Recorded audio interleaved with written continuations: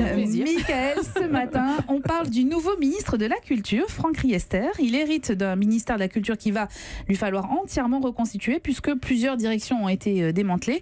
Mais quelle est sa feuille de route ?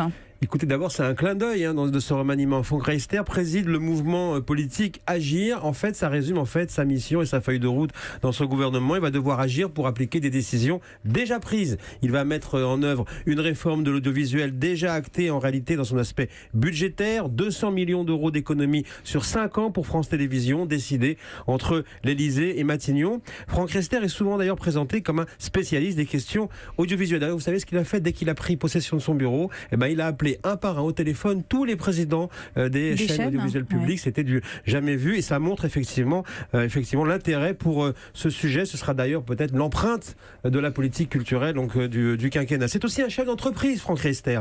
Depuis la fin de ses études de commerce, il dirige les concessions automobiles familiales en Seine-et-Marne. Il faut donc remonter à René Monory pour retrouver un garagiste reconverti dans la politique. Lui, il avait été ministre du commerce de Valéry Giscard d'Estaing. Riester est rapporteur de la loi Hadopi, auteur d'un rapport sur la filière musicale. Il est donc bien accueilli par les milieux de la culture, avec une consigne quand même, pas touche aux artistes. On ne réformera pas ce fameux régime des intermittents du spectacle, toujours déficitaire, mais toujours politiquement explosif.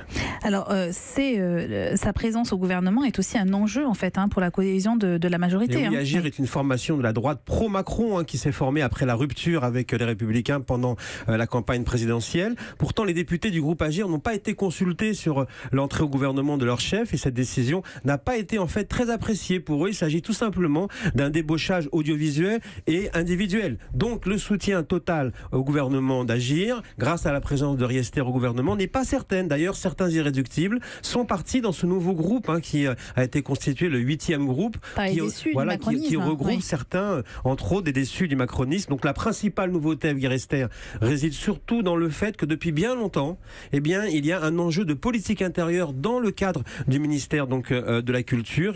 Maintenant, la droite revient à la culture, se rejoue sur la scène de la politique intérieure, qui est un spectacle vivant et perpétuel, comme on sait. La comédie du pouvoir est toujours là depuis la nuit des temps.